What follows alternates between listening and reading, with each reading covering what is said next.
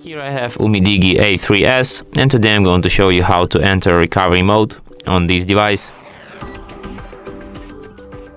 So first of all, you have to turn off your device, and after it turns off completely, what you have to do is to hold down combination of keys, power key and volume up at the same time, like this, for a few seconds. Just hold down these two buttons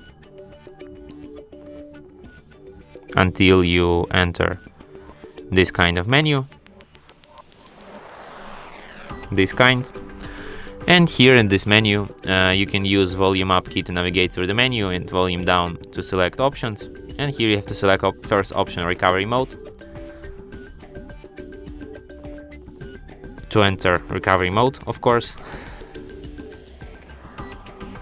and that's how you enter recovery mode. Here at the recovery mode you can use both volume keys to navigate and power key to select. Here you have such options as reboot system now, reboot to bootloader, apply update from ADB, apply update from SD card, wipe data factory reset, wipe cache partition, mount system, view recovery logs, run graphics test, run local test, and power off. And that's it. Thanks for watching. If you find this tutorial useful, don't forget to hit that like button and subscribe to our channel.